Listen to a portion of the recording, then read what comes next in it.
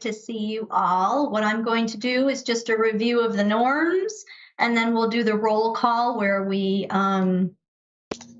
there we go, thank you, where Leslie says our names and we confirm. It's just a review of the norms, and then we'll do the roll call where myself. There we go. Thank you. Where Leslie says our names and we confirm. It's just a review of the norms, and then we'll do the roll call where myself. There we go. Thank you. Where Leslie says our names and we confirm. It's just a review of the norms, and then we'll do the roll call where myself. There we go. Thank you. So. Okay, we were on a loop there. And Melissa, I just muted you, so unmute yourself. That was an interesting loop that we were on. I did mute you because I thought that would help, so unmute yourself, Melissa. Sorry about that. Okay. I've tried to unmute there. Can you hear me now? Yes, and not in triplicate, so. Okay, that was like the highlight of my day, laughing at myself there. Okay, so anyways, welcome. Why don't we start with the norms, just a reminder about how we're building this cultural in a virtual space. If you could please keep yourself on mute and keep on your video if possible. Once again, this group is so skilled at using chat. We're always looking forward to what Stephen Hernandez will be throwing out there with his hearts, smileys, and thumbs. So thanks for that. Oh, there's the heart. See, we knew we could count on you. Raise your hand if you have something you want to share. And once again, using those icons so you can advance. Thank you. Here are the norms that we had discussed and approved about participating equitably, listening actively, and showing respect for all perspectives.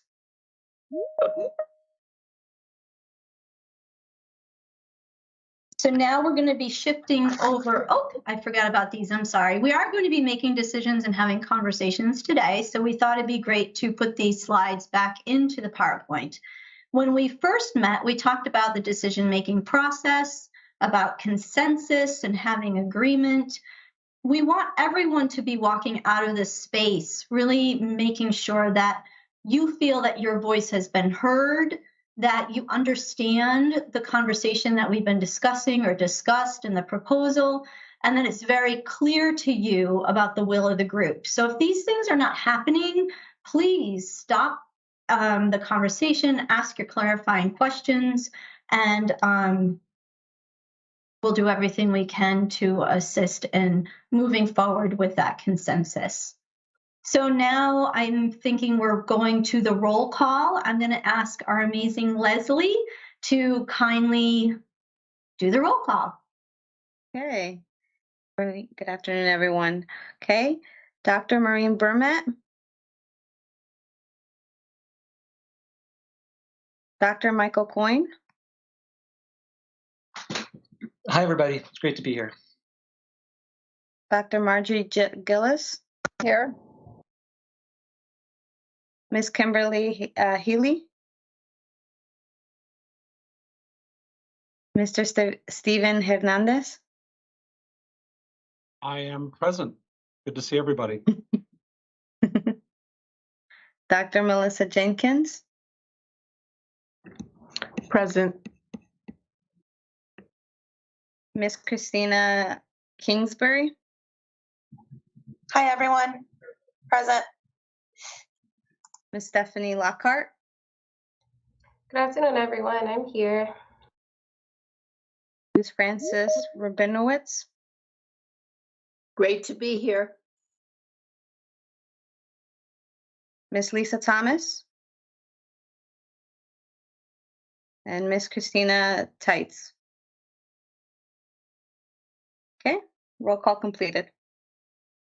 And Leslie, just to let you know, Kim Healy entered as you were doing the roll call. Okay, I will mark her present. Thank you. Kim, would you like to say hello?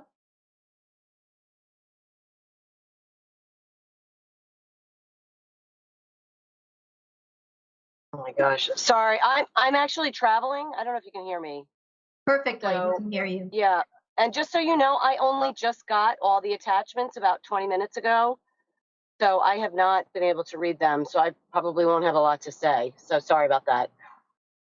They're looking into why the emails didn't come in with the agenda and all that stuff, but hopefully it won't happen again.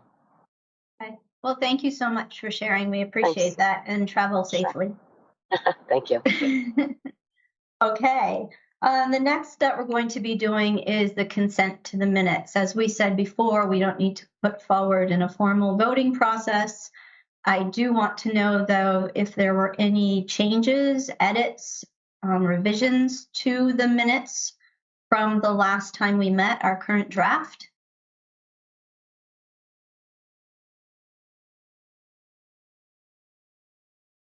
Okay, so is there anyone, I guess we'll go the other way, is there anyone who does not consent to having these minutes go forward?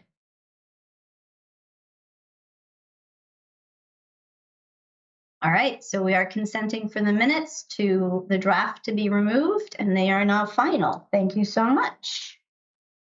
I'm going to turn it over to my supervisor, the amazing Irene Parisi. Thank you, Melissa. What we wanted to provide for the council are just a few updates from the State Department of Education with regard to the recruitment process for hiring a director for the Center of Literacy Research and Reading Success.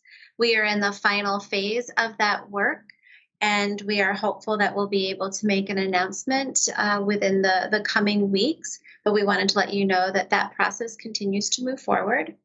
The next thing we wanted to share is the open review process that we discussed and shared last meeting. It is with the commissioner. We're behind in our timeline, but we're hopeful that it'll get posted and distributed this week. And then that will allow for districts to submit their proposals for review as well as publishers. And as we collect that list, the next steps will be to those that had raised their hand and said that they'd like to be part of the review process will be reaching out to you.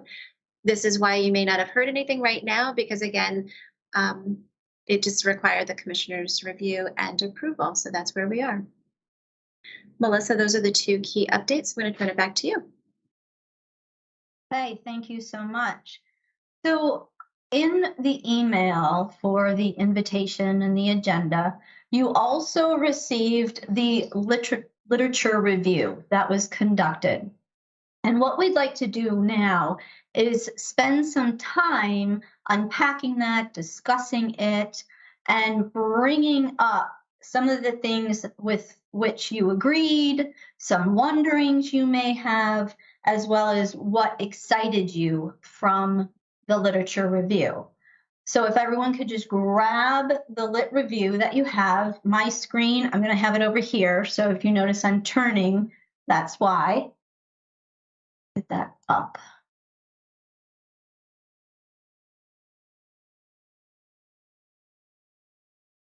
So as Irene is displaying here, we're going to use the AWE protocol where you read the text.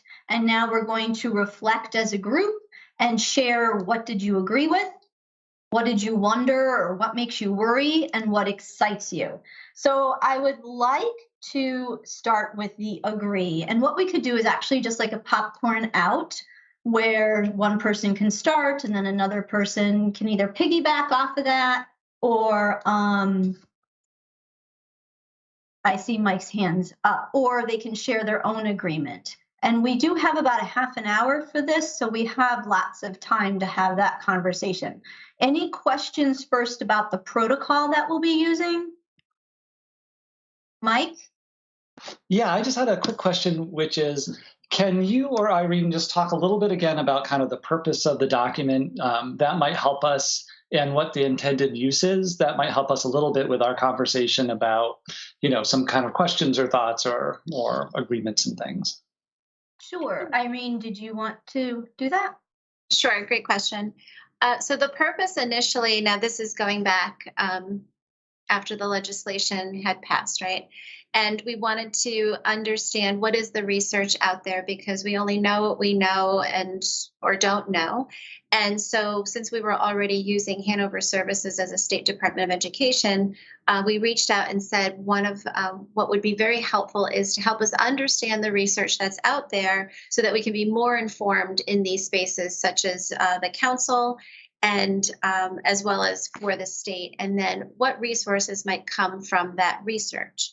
So right now, the Lit Review becomes a tool for us as a council to really level set and deepen our understanding.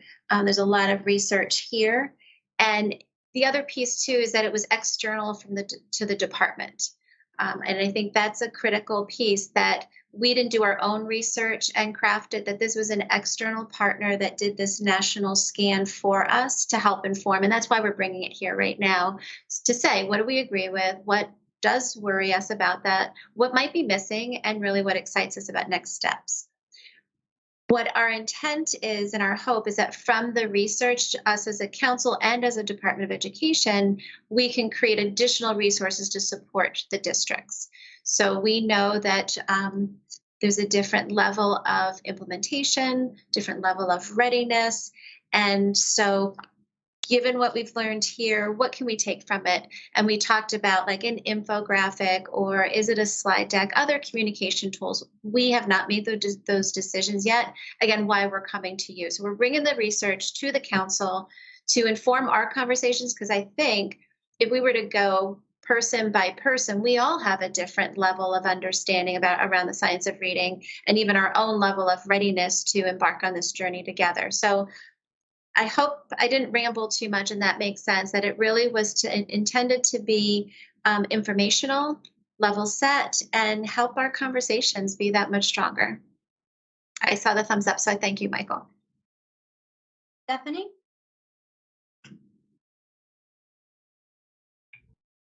I'm so not used to Teams. It's like all these buttons to click. So are we actually going to get into the discussion? I didn't want to jump ahead if you were still taking questions. Let me see if there's any clarifying questions first. But then if I'm hearing you correctly, are you volunteering to be the first person to share? Sure. Oh, that'd be awesome. All right. Are there any other clarifying questions about the protocol? We're going to start with what do you agree with? Or any questions about this document like Mike had?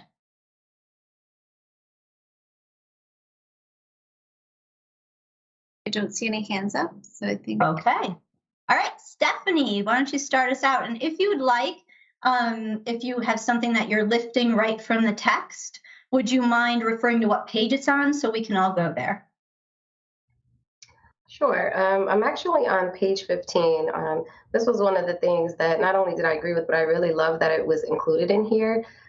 This whole chart about the social emotional development in reading, because I work in a secondary setting, and this will be one of my wonderings that I talk about later. And a lot of the times I just don't think reading is as focused on a lot at the secondary level, because of course we assume that everyone knows how to read by the time they get here, and it's not necessarily true. But really having a clear understanding of what that social emotional development looks like. And I loved the definition of like the four walls and the roof and kind of what the foundational knowledge is.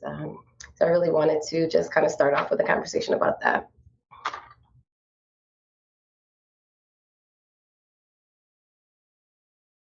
Stephanie, anybody want to, Margie, and you could just unmute and talk. Okay. Stephanie, thank you so much for saying that and acknowledging the fact that although this legislation is focused on K-3, we know what happens when students don't learn to read in those early years, right? And don't develop the foundational skills that they need to be able to read to learn, which we talk about happening in third grade and beyond. And that is something that I think is very important. Although the work of this council is really focused on K-3, we can't ignore what happens when we're not really laser focused at those early grades, on those early grades, and what the fallout is academically, but to your point, Stephanie, socially, emotionally, and anxiety, and all the things that happen when children don't get what they need from their learning experiences. So appreciate you bringing that up, Stephanie, and your perspective as a secondary person. It's really, really important. And I just want to echo that I was a second grade teacher and then I was a middle school teacher. So it was really interesting for me to see exactly what you're talking about and the impact at both grade levels with those who could not read or struggled to read. So Stephanie, again, thank you for lifting that up. Is there anyone else who wants to share with their agreement? Sure, I'll jump in. I like what Irene talked about, that this was conducted for the state from an outside vendor, that I think that kind of gives it some weight. That's something that we can kind of look towards, that was not necessarily associated with, one of us in particular, or just, it allows a sort of outside kind of view. I like the sections at the beginning that kind of talks about the different definitions of what the science of reading is, and that there are some, there isn't one kind of right definition, but that all of those kind of talk about, what we know from rigorous research about reading development and reading difficulties and reading instruction. And so it feels like that's a pretty I feel like that was a fairly comprehensive approach to kind of talking about what we mean when we say what the science of reading is. I feel like the report covered the kind of, the sort of the foundational areas that we're hoping, that we would expect to see in a document like this, of, that comprehension and vocabulary and fluency and phonics, the 5 areas that we all kind of have been talking about. So I think, that it sort of covers those different areas, and, makes it, kind of, again, focuses on what sort of research is, says about some of these things. So I think those are all strengths of this document. There were a couple. One, I want to raise up what was said earlier about the social and emotional impacts, not only on the deficit side. If you don't have the skills when you leave 4th grade, it is going to impact you. You're going to feel isolated. You're going to feel disengaged. And that's a really powerful indicator of later success. But then when you do have the skill set, you have access to the texts, you have access to that meaning that really binds us all together and helps us work better together. So it's really a really powerful statement. I also like the focus on the implementation science. I thought that was important because there's an important focus on, of course, the substance, the nuts and bolts, but how you implement is equally important. And the fact that in Connecticut we are scaling our implementation model is so critically important. So thank you for this.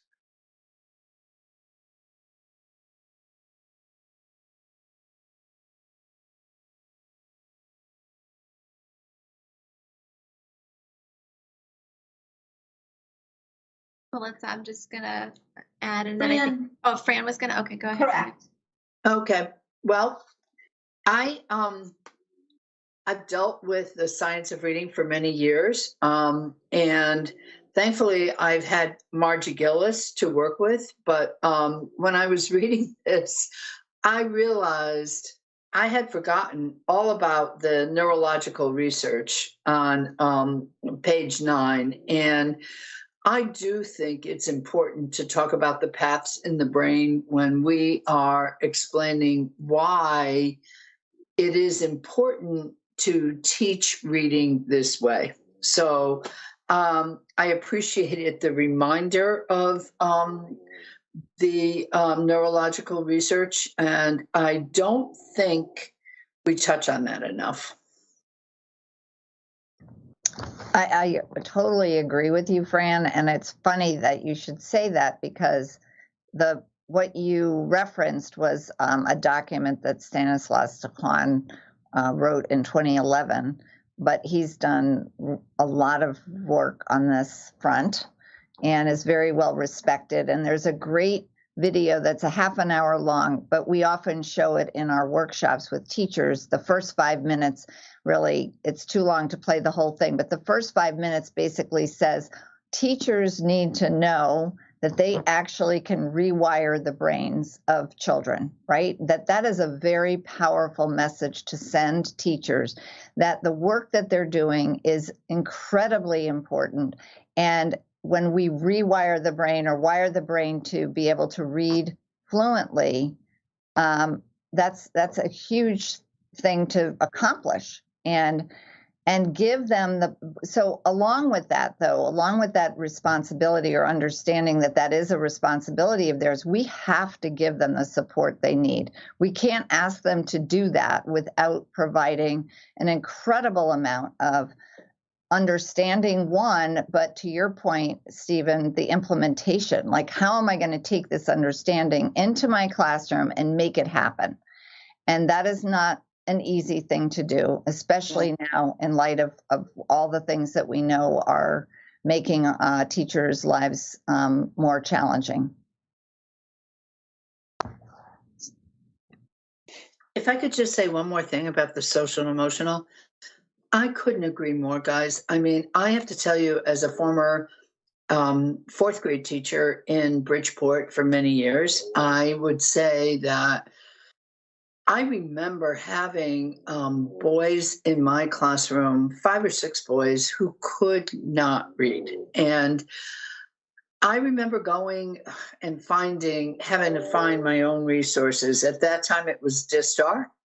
And I remember how those kids felt when they actually began to read and the change in behavior. And well, it doesn't explicitly state this here. When we talk about equity, this is tangible equity for me. Teaching every child to read is what I believe is a major step forward in ensuring equity happens in our classrooms and schools.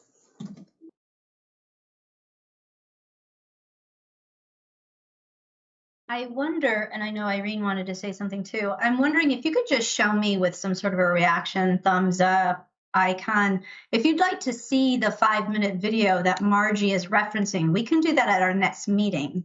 Yes. Okay. Thank you. And Irene?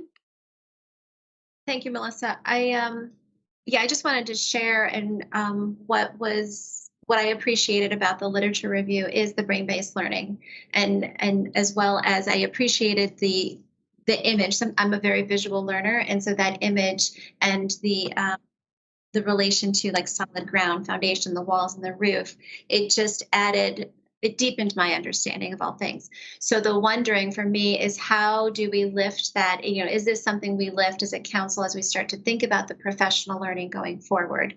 Are these do we bring that brain-based learning front and center and to deepen the awareness of teachers? Because I heard loud and clear too, is developing teacher capacity with this. So two of my takeaways is, how might that neuroscience, the brain-based learning linked to reading, as well as this graphic on page 15, be included in the PD going forward? So just throwing it out there as part of our discussion as we design the support system for teachers, right? Statewide, as Stephen said, how we scale this and when we scale it.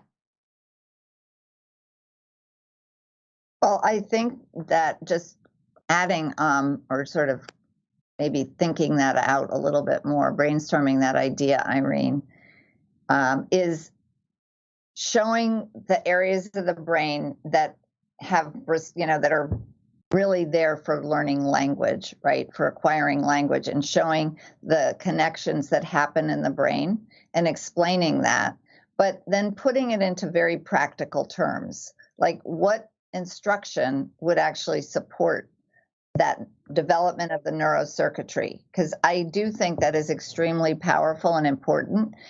And one of the other visuals that we often use with teachers is the 4-part processor that was developed by Seidenberg and McClellan.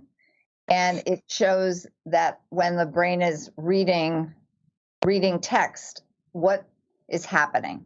Like, and contrasting that to what teachers have been steeped in, which is 3Qing, and contrasting those two models to explain why the 4-part processor is a better, explanation for how the brain learns to read, what's actually happening, and how that actually leads to that neurocircuitry, the development of the neurocircuitry in the left hemisphere.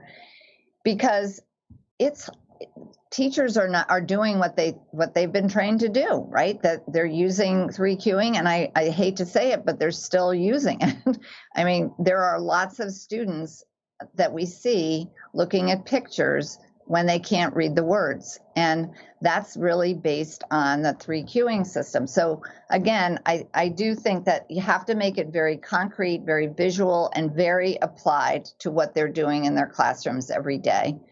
And when they start to see let's put it this way, the fruits of their labor, and what happens when kids get the right kind of instruction, and they're like, wow, these kids are reading. Like, what's more powerful than that is that's what every teacher's dream is, to have their teaching be, received well and getting the child to the next level, next step.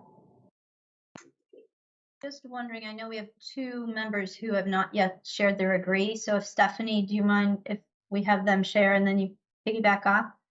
Melissa, did you want to share something that you agree with that may have resonated with you?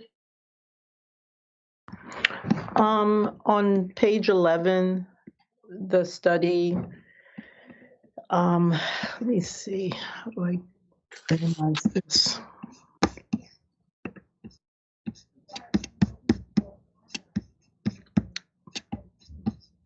Nope, not page 11, the study. Page 11, one of the summary of literature, students must form connections between text and its meaning.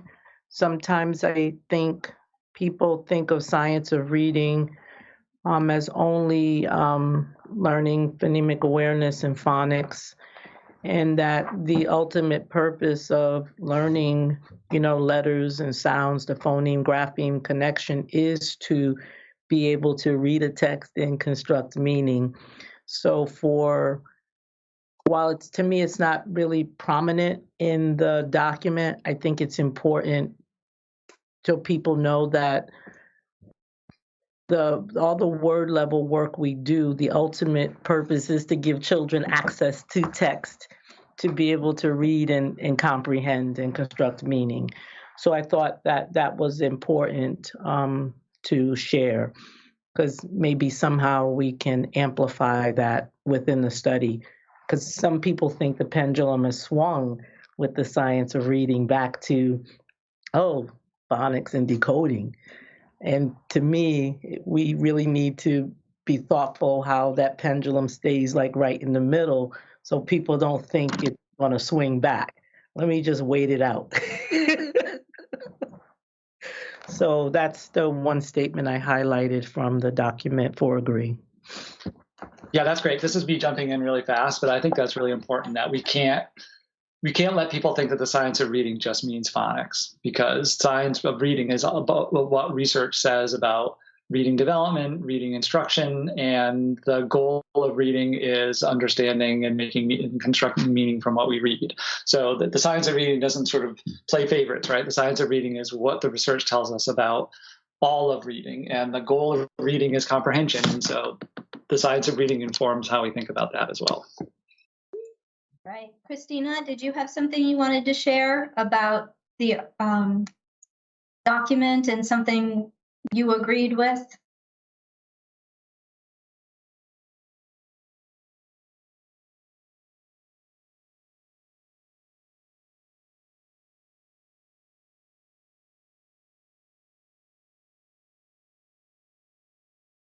Can you hear us, Christina? Oh, I'm sorry. I wasn't sure if you just said my first name. I'm sorry. I apologize. Do you have something you want to share about what you agree? Oh, you hit mute.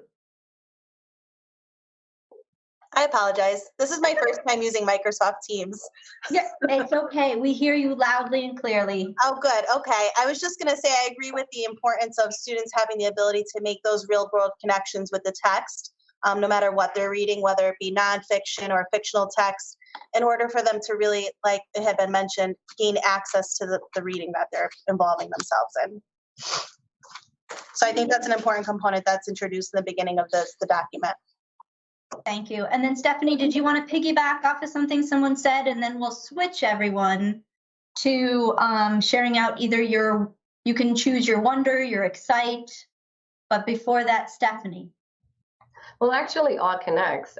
So it is a wondering, but it actually piggybacks off of what Irene and Margie and I'm sorry, I don't remember, Michael may have been talking about. So I think Melissa started off talking about a piece about the brain and the neurology of it. And so I was wondering if the council or the center that's getting ready to be started, if there was going to be an operational definition selected for the science of reading, because there's so many of them in there.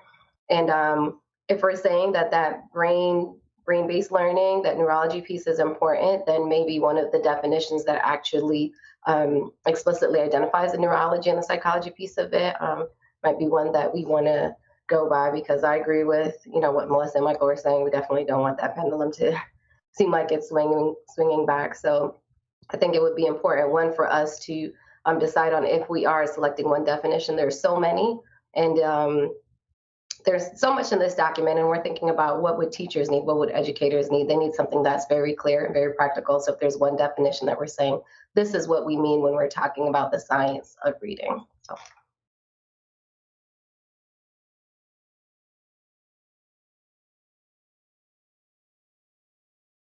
So Melissa, I just recorded that might be a next agenda item too, as we do that work. I do agree. I think that we need to provide that foundational understanding for everyone, and it would be nice if we could do that as a council. The other thing I wanted to share, since my mic is open, what I found really interesting, and well, maybe I'm bleeding into the W now, like wondering. So maybe I'll pause for a moment to see if there's any more about agree. I think everyone had an opportunity to speak on agree. So we can open it up for that wonder and or excite, because we have about 11-ish minutes. So go ahead, Irene. I'll go ahead. So what really made me pause and wonder and even reflect too is page 32. There's the chart that talks about the ineffective and currently unsupported instructional strategies. It was rather eye-opening, because I know for myself, and whatever the district goals were, these were some strategies that we were asked to implement, right? And I think, to Margie's point, there's some of these strategies are in practice. So I'm just wondering, how do we help? How do we support along this continuum of understanding and a shift in practice? So I just found page 32 very interesting, wondering about next steps, wondering about supports, wondering about everyone's feeling in this, because this is an eye-opener with this particular table. Irene, I was actually going to jump on that as well. And I'm sorry if I'm talking a lot. I get really excited about lit reviews. But I was just wondering if there was a way to, I guess, determine which one was the not yet researched versus the ineffective. Like there wasn't like a number one or a number two next to either one of those. So I wasn't sure if that's something that Hanover could come back and give to us. Like which ones have just not yet been looked into, and which ones should teachers absolutely stop doing right now? Great question. And certainly we have some experts on our council here, so maybe there's a thought there, but we can ask Hanover to do that for us. I think Melissa was next, and then Michael. Yes. Yes, that chart was a wondering for me as well, especially the items listed for close reading and use of decodable text. because there are some close reading protocols that are really grounded in language. So is it close reading where you're looking at vocabulary in context, or you're looking at morphological analysis? Is it close reading where you're looking at text structures, which is in the document? So I think some of the things on the list, could turn people off, because if it's close reading of just underlining with a pencil, I could see why. But what's the root of the close reading work? And then the use of decodable text. I mean, I thought that we were using decodable text to help children generalize a lot of the skills they've learned in isolation, to transfer and apply, to develop accuracy and automaticity. So if you put that out, are we dismissing the use of decodable text? So I guess I would, like Stephanie mentioned, would want more clarity, not just a list. I think there needs to be clarity around a multisensory. Like, what does that mean if we're not, what studies show that multisensory techniques are not working? Yeah, is it, can I go now? Or?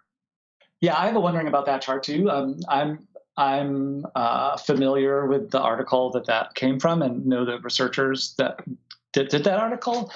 And my wondering is really if that's particularly helpful for this document or not. I think the point that the authors were making is that not every practice in education has a randomized control trial that was designed specifically to tease out the effects of some of these practices in isolation compared to other things that might have some of these as part of packages. So, I mean, the science of reading and some of those definitions talk about that there's sorts of continuum of evidence that we look at, right? There's sort of, is it consistent with good theory?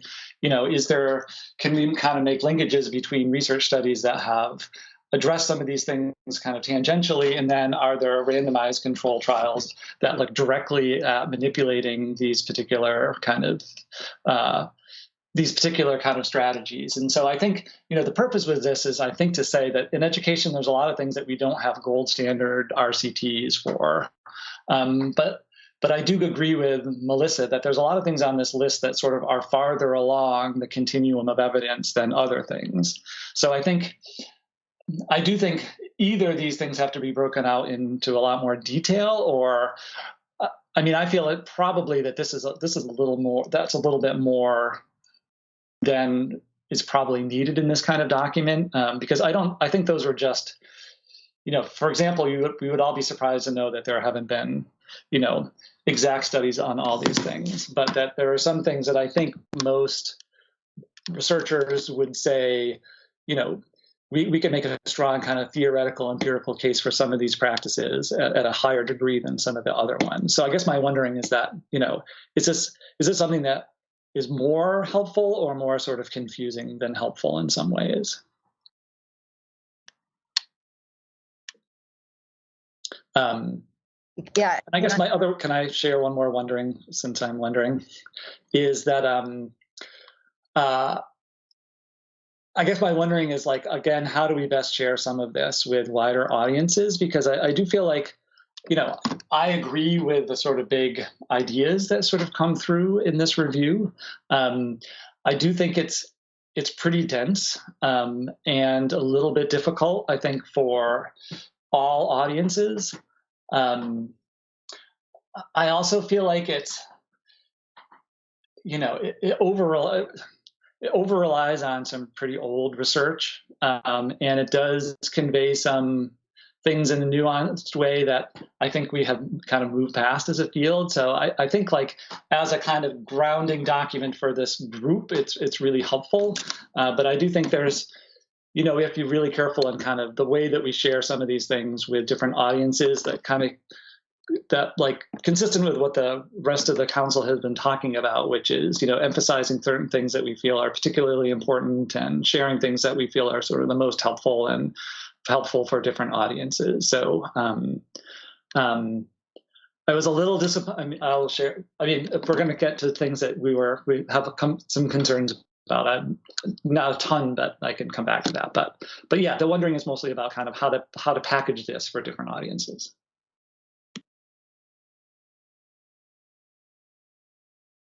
Can I add a comment? Sorry, that was my bad. Can I add a comment real quick just to add to what Michael said? Because I completely agree with that.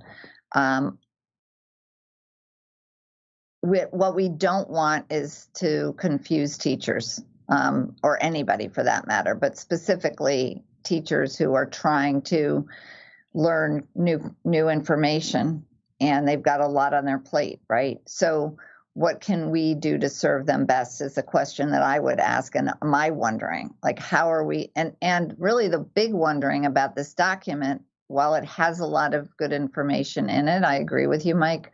I think some of it is probably going to be confusing, and or some of it is outdated too. But how did you? I guess I could ask you, Irene. How did you see us? I know we're using this as kind of a jumping off point for our conversation about the science of reading, which I think is helpful in this context. But beyond this council, how do you see this document being utilized? Let's see. So I don't think just sending it out cold district-wide to district administrators is going to be helpful. So to your point, Michael, just, really raw and just sending it out, it's not helpful. I mean, we'll make it available. It's available in the Hanover portal, but that's not useful to districts. So I think we do have to have a conversation about what is the resource that we as a council want to publish to help deepen the understanding of the science of reading. I think Stephanie is spot on with what is our definition. Right now, we don't have really a working definition that we have put our names to. So given this research, does that prompt a next discussion of how might we as a council define the science of reading with all of the research, all of the expertise on this council? And then from there, I think there's information from this that informs those tools, what those tools look like. We have to figure that out, but also we can ask Hanover to produce some kind of prototypes for us from this, and we can react to it, and we can determine what we keep, delete, or substitute in that process. I don't know if that helps, Margie. No, that's great. And I'm assuming that that's the work of the center, right? That will be the work of the center. We keep forgetting, right? We do have the center, and we are excited by the potential of having a director that will bring another layer of understanding to the conversation. So yes, you are correct. And then I'm wondering, we have Melissa. Oh, did you take your hand down? I thought we were shifting, so I was going to start over. No, if Melissa, you wanted to mention something, and then also I'd like Kim to. I'm thinking her service has been spotty, so she's been going in and out and in and out. So now while she's here, I would like to give her the opportunity, and then we can turn it over to Melissa and Stephanie because you both have your hands up. So Kim, is there anything in this document that, I know you got it late, but even based on the conversation we are having about the document, is there anything that you are agreeing with, wondering, and or excited about? Yeah, so obviously I can only respond to what I've heard everyone say. I think understanding, or just providing clear, simple instructions for teachers. I do have concerns about catch up. We're now, we talked about, or I heard everyone talk about how it's obviously crucial for the higher grades to already have a good foundation for reading, but we've heard about a lot of learning loss. I haven't heard anything discussed about accelerating the reading abilities of, or the reading curriculum, I guess, to make up for that gap? Or is it like we're only going till third grade, which would be standard, but now we have a few grades of children who might be even further behind. So I'm not sure if there's going to be any kind of discussion about extending this a little further than third grade to make up for those, to make up for that loss of the children that maybe weren't in school. I know every district was different. Yeah, and then I would just, obviously, I have been listening, but it's hard to, drive and listen at the same time. But just, I really appreciate everything that everyone has said so far. So I'm really just enjoying, I'm looking forward to reading the document and seeing all the different data. And I would really like to see a summary of what it would look like to a layperson. I am not an educator, but I have lots of children and I'm hugely passionate about making sure that children have a good foundation for reading. So I would be your test case, I think, on what is understandable to someone. And I have a lot of educators in my family, but we don't sit around talking about the science of reading or anything like that, though I'm willing to learn about it. So the only other thing that I think I mentioned in my comments after the last meeting was to understand where teachers are when they are finishing their master's program, I guess, or when they are graduating. Are new teachers coming in with this foundation, the science of reading? Is that what's being taught in programs, at least in Connecticut? So that's all I would say. Thank you. Great. Thank you, Kim. So now at the next family gathering, you can hand out this document and you can replicate the AWE protocol and have a very deep discussion with your family about the science of reading. So that's what's so exciting about this. But no, thank you for what you're saying. It is one of the legislated goals to discuss the post-secondary training. So I don't want to get into that right now because we're talking about this document and just sharing our feelings around the document and possible next steps there. But we'll very much write down about, because it was brought up at one of the previous meetings about that post-secondary and the focus there. So thank you for sharing. Very quickly, because we do only have a few minutes, Melissa, Stephanie, and then Stephen, and then we're going to move on to the next agenda item. So Melissa? My other wondering was around, I have several wonderings, but I'll choose one. In the article or the literature review, it mentions different reading profiles, and then they talk about low, average, average. I guess I was wondering, would we settle around talking about different reading profiles, making that more common language, especially when I began to wonder about how this would fit within the state's framework for SRBI and multi-tiered systems of support.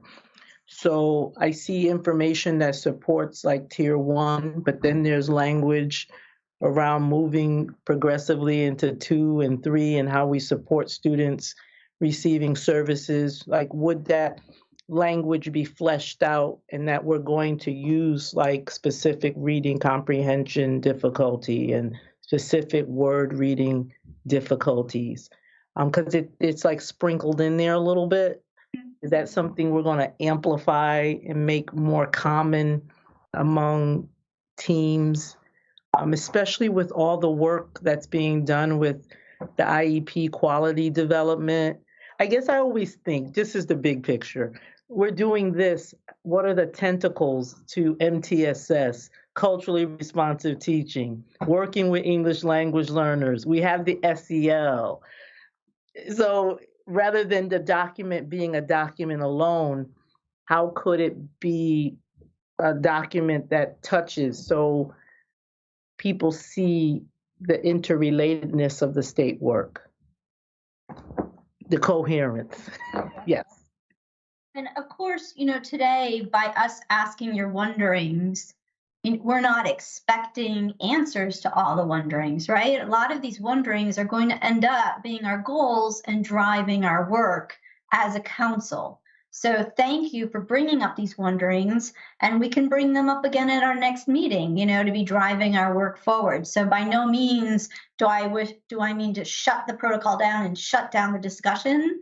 What I'm just asking is that since we had this time budgeted, whatever you want to say, to this discussion, if you want to continue it, we can continue it the next time. I mean, we're already adding agenda items. We have the video, we have the definition of the science of reading. There's no reason why we can't continue this conversation, come up with more wonderings, and then pick what our goals will be for the year. So thank you for bringing this up. Stephanie, Stephen, and then we will transition to the next. Okay, I will definitely be quick. So Michael said something that I was kind of wondering about. He said, he felt like this lit review was an over-reliance on old, outdated research. However, this is the lit review that Hanover provided. Can we assume that this is the research that's out there? And if a lot of this research is outdated and not so very clear, is there an opportunity for the center that is getting ready to be created to do some research? Because as Melissa mentioned, that SRBI piece, which we know every district, every state, every school, everyone does that differently. And so if we're not providing these standards, and I think it was Kim who talked about like the training of teachers, like if we're going to say this is what the center agrees on, like the best practices and where we should be going, like what opportunities will there be for the center to actually conduct some newer research that's just a little bit more clear on what actually works?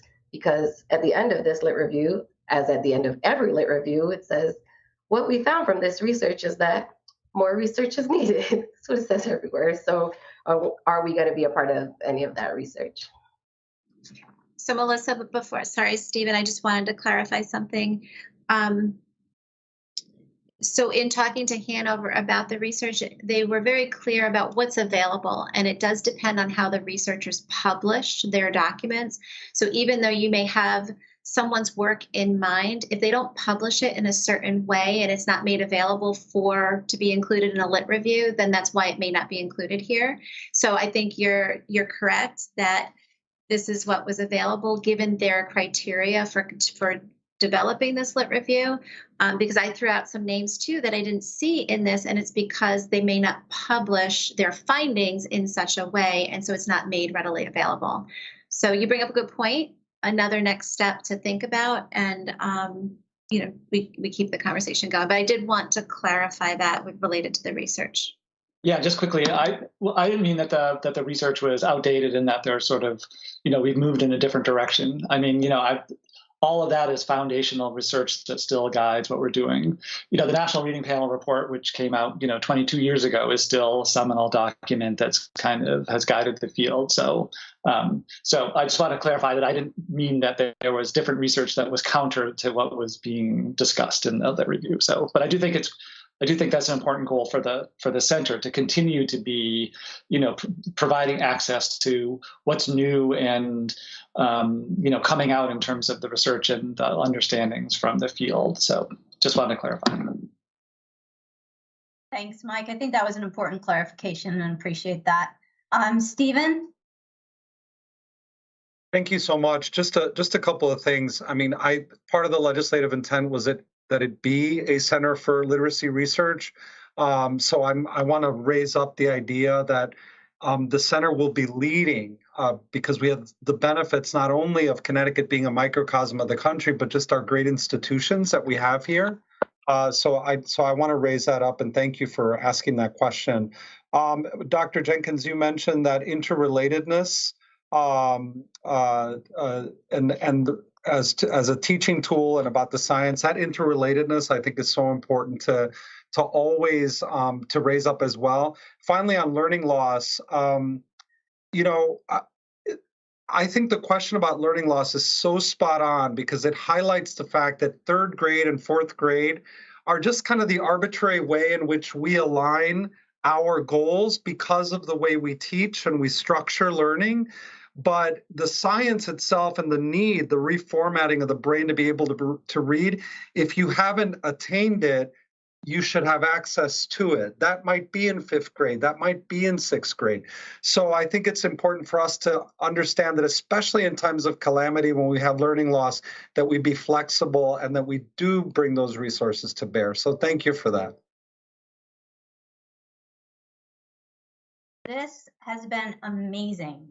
And I could do this all night long, all day long. So appreciate how Irene's shaking her head at me.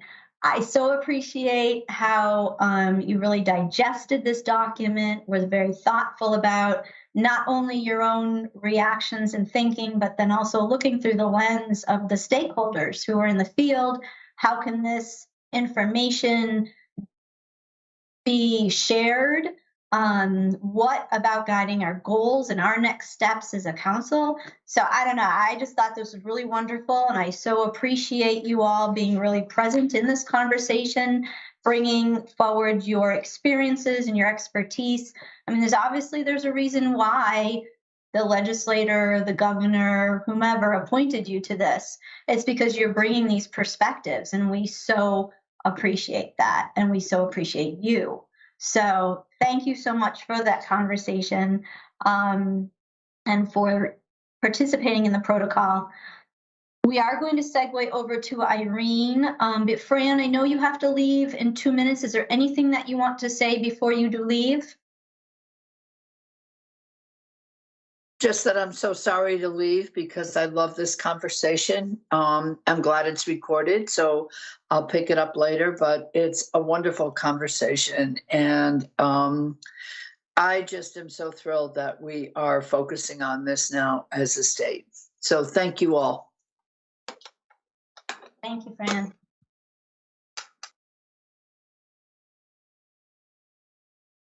So Melissa will transition. The next item. So the other thing I wanted to share too, the purpose of the lit review and now talking about the statewide literacy survey or needs assessment, we really also wanted to position the director, the new director that would be coming in and providing leadership for the Center for Literacy Research and Reading Success, position them with some research and resources that they can use to then inform some of their next steps and thinking as well.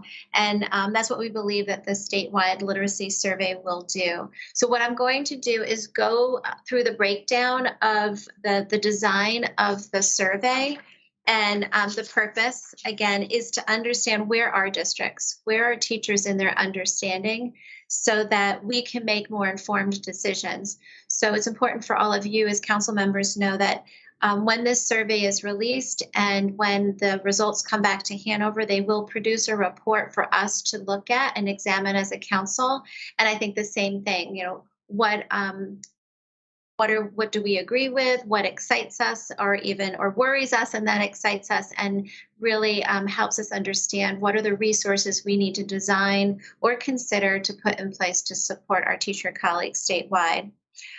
So really quick, that's part of the why of the survey, but it does aim to collect the perspectives of district leaders, school administrators, and the instructional staff regarding their current K-3 literacy curriculum or program and the materials. So that introduction will be presented to them. And it's important to note too that, and another reason why Hanover is such a great partner is because designing a survey is rather difficult, and if you don't have the right research mind or even understanding the logic of a survey, you may not get the information that you're seeking to find, right? So they are utilizing the best practices in survey design, which means there's a matrix of their matrix of questions, like they're using Likert scales going from strongly disagree and strongly agree. So there's like that negative and positive. They're designing to align with randomizing some of the questions. They're keeping open-ended types of questions to a minimum. They're also using some skip logic, which means that some of these questions will not apply to certain respondents. So we know that the survey may be presented and other people might try to get into the survey, but there will be some skip logic because it just doesn't apply to those respondents. The survey as a whole is intended to just be about 7 minutes long. So it's not an exhaustive survey and it's not going to take up too much teacher time and district administrator time, but we really wanted to make sure it was just enough so that it was not very onerous on teachers.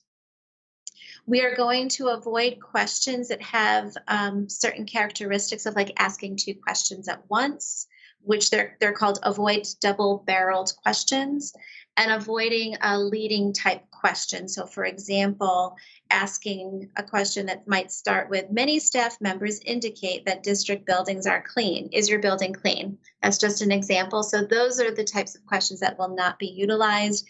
And we're going to avoid subjective language for survey questions, just to ensure that all respondents will interpret the survey item in the same way. Again, we want to get the right information or what we intend to receive from the survey. So what I'm going to do, we have screenshots of the survey. I'm going to share my screen and we're just going to go through the questions. And Melissa, if you can monitor any hand raising in case there are questions in the moment, okay? So what I just went over, like why are we doing this, the who, goals and outcomes. The process is that it will be released by Hannah, or we'll have the link to share the survey link, and that will be done in partnership, certainly as an SDE of how we communicate to districts, and we'll share the timeline at the end. So going right from the beginning, when they enter the survey instrument, there will be a welcome, and with a share of like we're trying to gather overall perceptions of the survey. And there is a privacy consent, just letting you know that they consent to having this information collected, and they have to include that in their survey instrument. There are some screeners and background information that will be for all districts so that we can understand which school district they are affiliated with. And then again, some of those type of the skip logic. If a student enters the survey, they will be disqualified. The survey will shut down. If a parent or guardian of a student enters the survey, they will be disqualified and they can no longer proceed. If they identify that they are a staff member of a particular district, then they can continue. We also are going to capture which grade level do they teach or primarily work with. So anything above grade 6, so grade 6 through 12 at this time for this survey, they will be disqualified because again, we want to get the right data right now to inform where we go for our K-3 work. So again, this is these are just some information, and Melissa, you can jump in at any point too. I barely see you, but just letting you know. So again, we want to get our overall perceptions about the program, instruction, and the resources and support that they currently interact with and use at the district level. And we are going to ask them to gauge the efficacy of those programs. And these are the Likert scales you can see up on top, from the strongly, like here, strongly disagree to strongly agree, with increments in between. Thank you. And same with the literacy program. And if that particular program, we didn't call the names of different programs out in the survey. So this is the respondent actually sharing with us the information and whether or not it provides enough supports and resources, and is it actually user friendly, and does it actually support these populations. So again, that Likert scale that's presented here.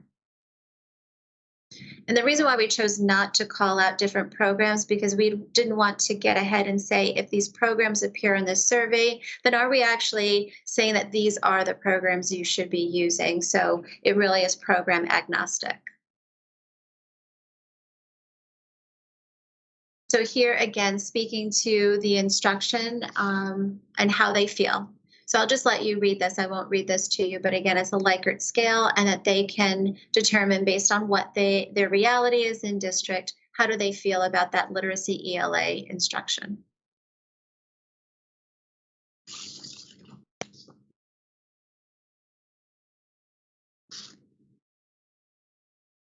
Okay, moving forward. So how prepared do you feel? And the teachers are responding to this again on the Likert scale. And this speaks to implementation.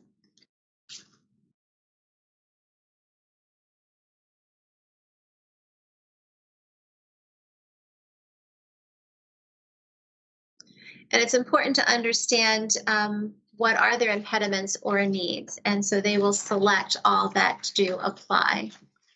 And I think this is an important question to ask, because what are the challenges that they might be facing? And then how might we as a council, and certainly the center, create a system of support so that we can reduce some of these impediments and provide supports to address the needs that they are highlighting statewide.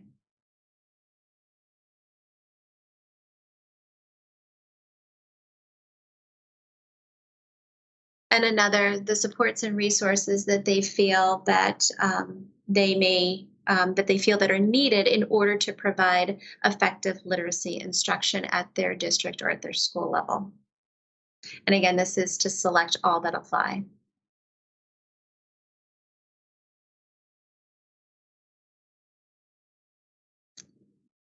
So let's chat.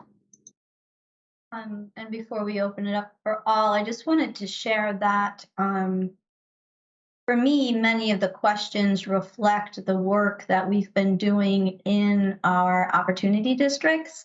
So I have been honored to work with, obviously, Margie, Mike, Stephen Hernandez, Darcy Burns from Hill for Literacy, where we've actually gone into districts and we've done scans around what programs are you using, what assessments are you currently using. What we found interesting with this, and I don't know, Margie, Mike, if this was going through your mind, is oftentimes I, as a teacher, might call a program or an assessment one thing, while someone else, like let's say Melissa Jenkins, might call it something else, but it's the same assessment or the same program. So we're aware that this may be occurring, but we still want to be gathering perceptions around this, because that's telling as well. A great point. I'm glad that you brought that up. Margie, did you want to add something? Well, no, I think I just to add a little bit more, I completely agree. And when we were talking about the lit review, and we were saying that some of the terms might be confusing, and as you said, one person might see it one way and think of the term as being one thing, and somebody has a completely different understanding of that. So terminology matters a great deal. Also, self-perception is very, obviously by its very nature, subjective and based on what you think you know. So if you think you know a lot about the research, but you in fact don't, it's gonna skew the data, obviously. But these are things that are obvious to most of us, and we will interpret how we will, right?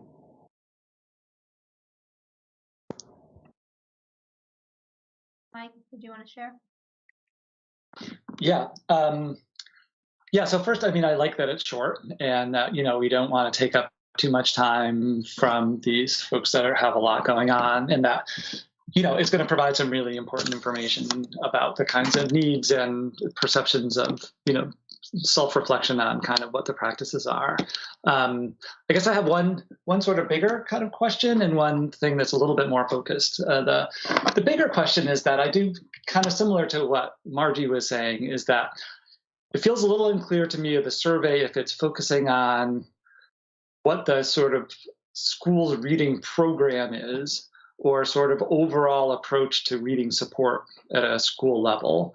Because I think those are very different things, right? Like the particular program that schools are using as for their sort of general, tier 1 universal instruction is sort of one thing, and we can ask specific questions about that. But then also the kind of tiers of support or the different kinds of other systems and support structures like special education and kind of intervention, that's part of an overall school's comprehensive reading plan.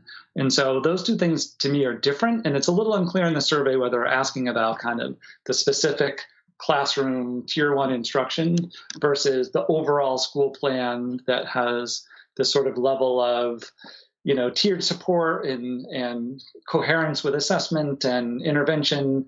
And so there's certain things in there, like it does have a question about intervention, but there's just one in there. And then there's also a question about differentiation, which is a little different, that to me feels again within kind of tier 1. So I think partly it goes back to what's the goal of the survey. Is the survey to find out about people's thoughts and feelings about their program or their classroom approach? Or is it about the schools or administrators' feelings about their overall reading plan, which is a much more sort of coherent, comprehensive thing? I mean, to me, the legislation is very clear that this goes beyond just a classroom program, that, Connecticut sort of has moved forward with SRBI and MTSS and in Connecticut's reading model, which is really a comprehensive overall plan that includes multiple tiers of support, that is anchored in an MTSS system, that includes like the alignment between instruction and intervention and assessment. And so I think, if the goal is to really learn about just a program or tier 1, I think that's one thing. But if the goal is to learn about sort of these other things, and that requires maybe a little bit more kind of, overview of what the questions are relating to. So part of that, I think, is just a little bit of sort of knowing what it is that the goal of the survey is and what kind of information the survey is going to elicit. No, great questions and thoughts. What I would share is that this is the floor, not the ceiling, for understanding. So again, we as a Department of Education really wanted to make sense. So Melissa pointed out that our relationship with Alliance districts, we have a deep understanding of the work and the school improvement work, and certainly the focus around literacy is because we monitor and we provide technical assistance. There's just a strong partnership with them. So we have a deep understanding. But we don't have that deep understanding with every other district that may not be part of that type of partnership. So this is our way to kind of get that level 1 or that ground level understanding of where they are, and yes, those perceptions. And from there, it is going to provide us with a scan of the state of like what's happening regionally. So I think that's an important piece that we need to know. So is it pockets of understanding? Is it the Northwest corner? Is it a Southern Fairfield County? Is it a New Haven County thing? We don't know until we know. So this is just level 1. That's why I say it's the floor, not the ceiling. The work that you're mentioning, Michael, I really see that's where the superintendent has to utilize other tools that we might determine is part of the next step in really understanding what is your literacy plan. I'm thinking of the literacy scan that's out there and has been utilized. That's another layer. We have to continue to peel back to have that deeper understanding to create that district-wide literacy plan and commitment. So again, this isn't the end all be all. This is level 1. And how do we layer upon it to get to the root cause and the root need? And then what is the systems of support going forward? Because that's how you're going to transform. Right. Yeah. So I think what you're saying. So I think what you're saying is that this is about their tier 1 program, and so if that's the case, it should be explicit, so that we're really focusing on: do you feel like your classroom reading literacy program is meeting these needs? Because I think you're right. I don't think this can really tell us everything, but if we're not. If different folks are interpreting this different, we won't be able to really interpret the findings unless we sort of know kind of how folks are interpreting the. And one quick thing, could you Could you go back to the first slide? While you're doing that, I'd be remiss if I didn't mention Dr. White. So she is a colleague here at the State Department of Education. She is the consultant for English language arts. She, in the past, actually did do a survey and then did heat map what programs people were using based on the survey results she was able to cultivate. This will, triangulating data, right? So this will be in addition to that, it'll be, I don't know if we're even going to bring that one forward to see how it's changed over the years, but I too see this as helping us in steering professional learning.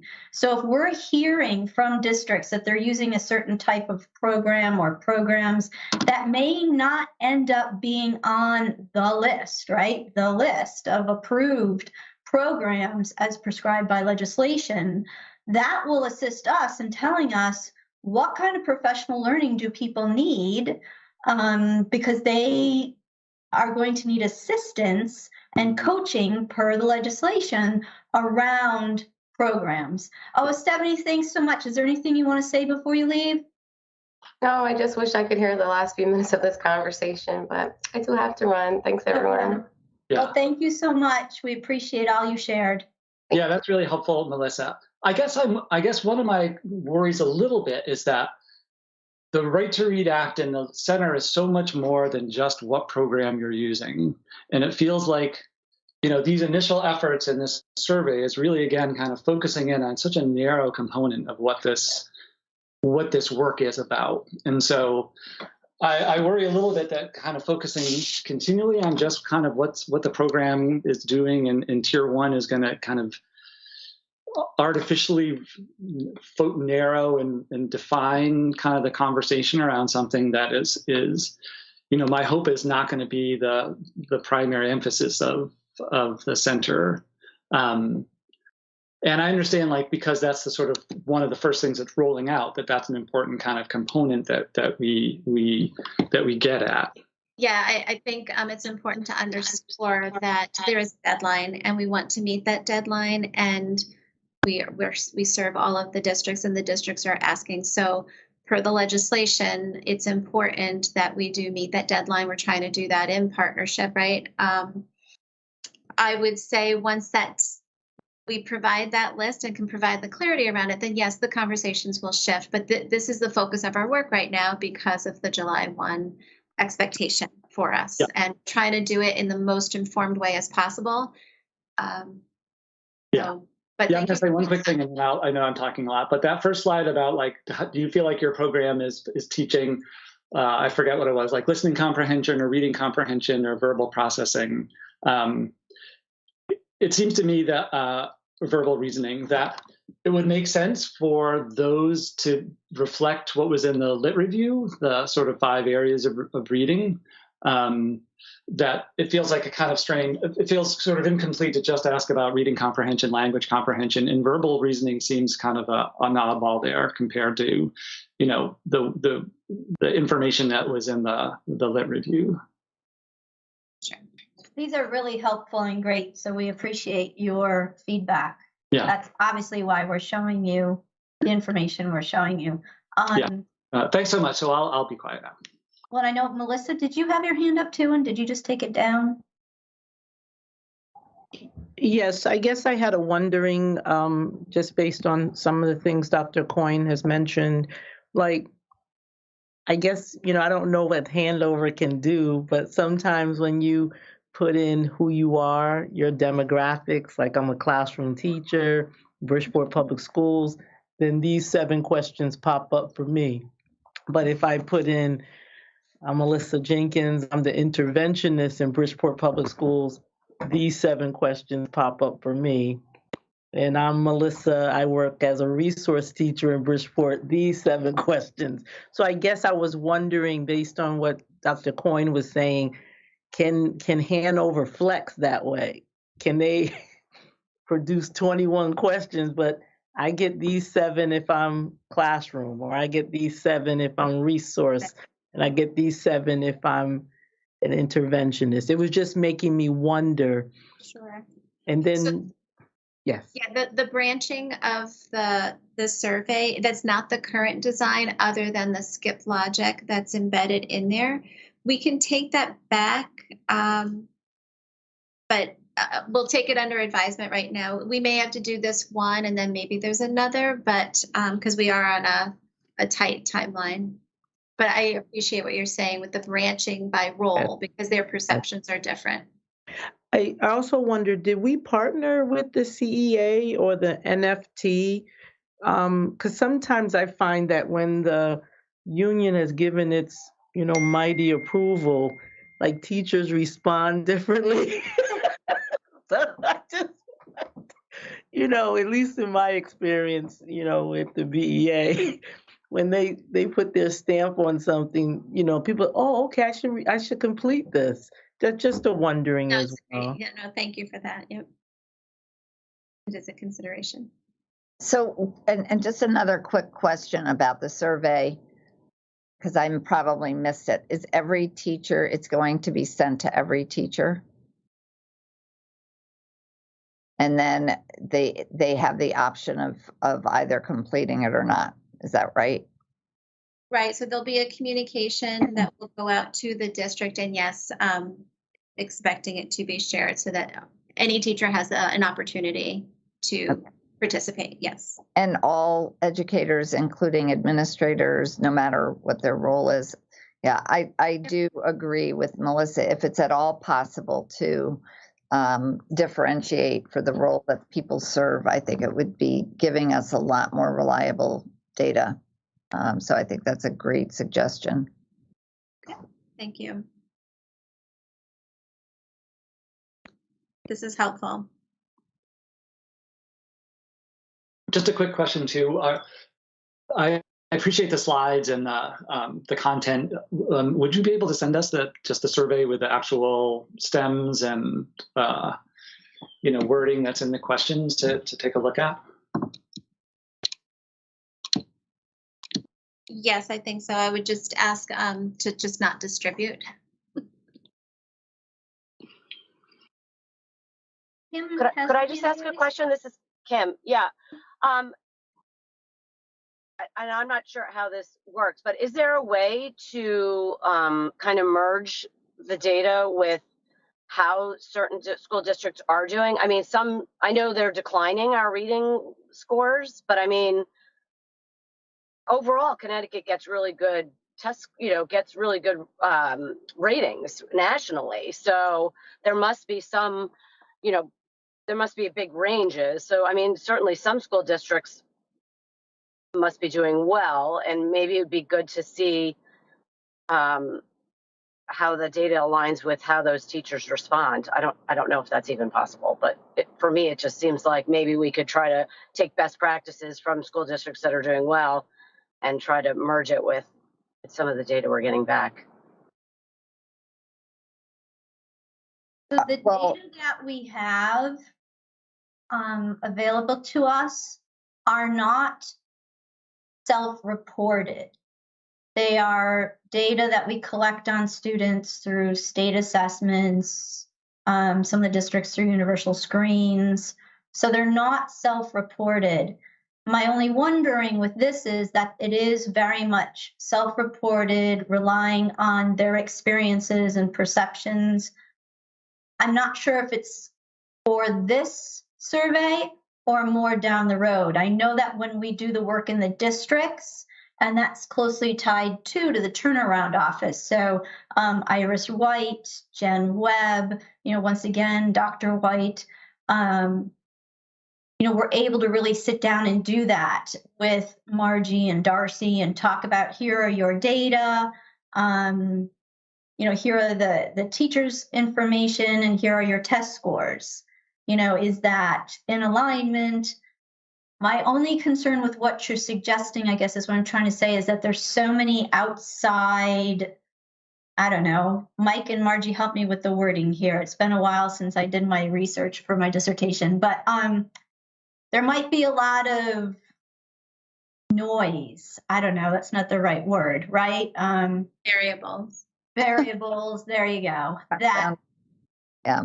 the data may not be as clean as we like it to be, I guess I'm trying to say. And you mean the data as because it's being reported by individual teachers? Is that?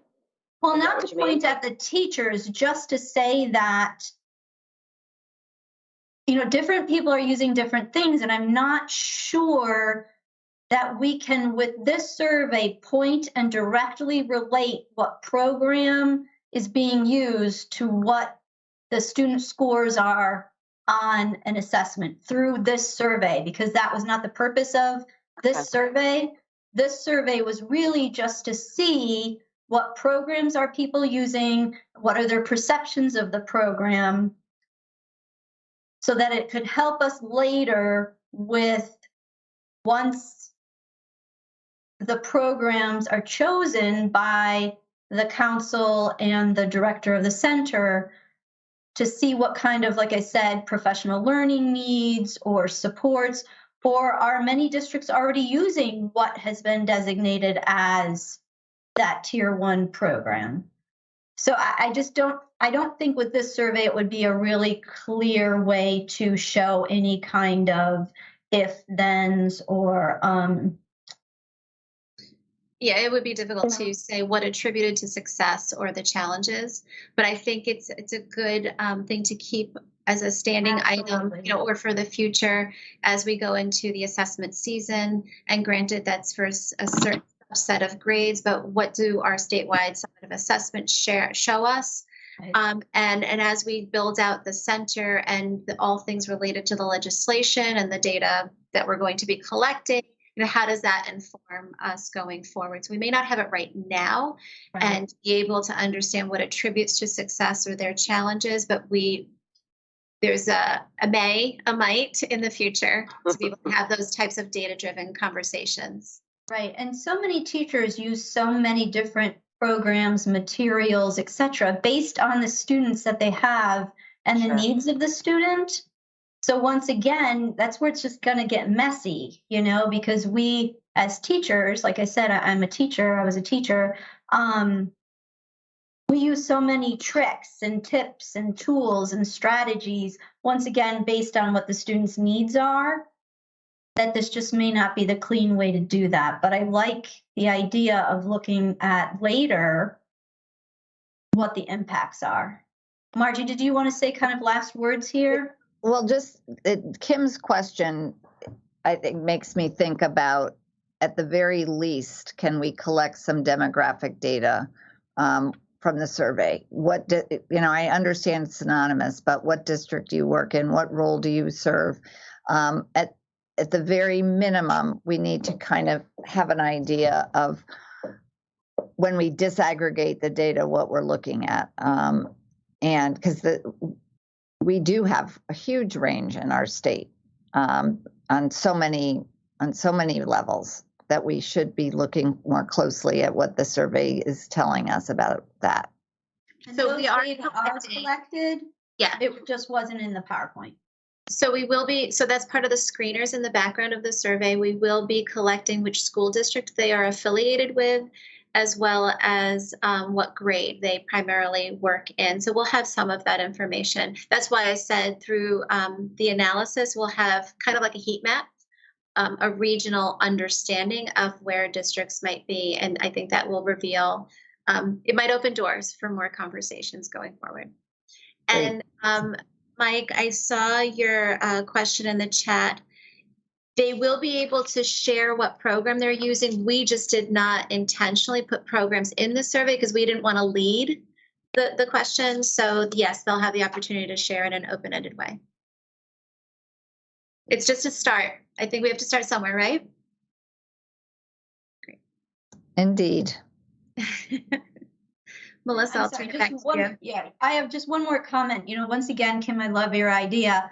I'm just thinking too about, even assessment wise, we as teachers use so many different types of assessments that it's not all, we at the state say, you really shouldn't use one assessment to see what students can do, could be doing, etc. You really need to, just like research, be triangulating and looking at various data to get a bigger whole picture on a student. So I think it would be a much bigger effort and include much more information than just this survey compared to the data that we collect. Does that make sense? Am I making sense? All right. Yeah. I think there's just a whole lot of factors here. It's not really clean. Great. All right. Any last words from anyone else before we close? I just had a really Thank you quick so much. question.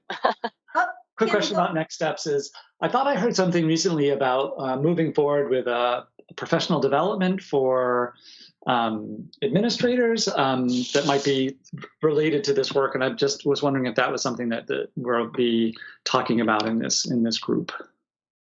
Sure, we are talking about a plan to support this work, and we will be able to provide an update in our next meeting, which is actually May 10th, so it's a quick turnaround. So we'll be able to give you the update then. And will this group have some opportunity to help with making some decisions and input about that moving forward? Yes, I'm sure that when we present any updates related to PD, of course, we want the council to give us feedback and ideas going forward. Great. And if there's anything that you can share ahead of time that we can review or preview, that would be really helpful. Absolutely. And just a reminder, yes, the next meeting is May 10th. And our goal is to provide additional updates on any kind of PD that's going forward, the open review process. And I think we have some items related to start talking about some annual goals, Melissa, right? Yeah. Yes, based on the conversation today, and then once again, it's been in the notes that Leslie is so kindly doing. The next meeting, we'd like to see the 5-minute video. So Margie, if you don't mind sending that would be lovely, or the link, or we can just refer it over to you and you can share it, whatever one you're more comfortable with. Talking about that definition of science of reading, and then talking about our goals. And it seems like, based on the conversation today, some sort of a goal around the statement that this work is beyond grade 3, that we, the intent is also to be providing research that is specific to Connecticut and the efforts around the council and the legislative work, some sort of a goal around learning loss and the recent history of what's going on. I'm just looking at my notes. I've been frantically taking notes. Did I miss anything?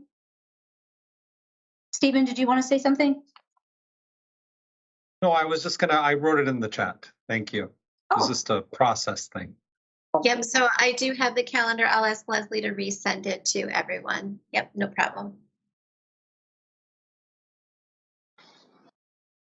So just to clarify, Stephen, are you asking for the dates, or would you like actual invitations in your calendar?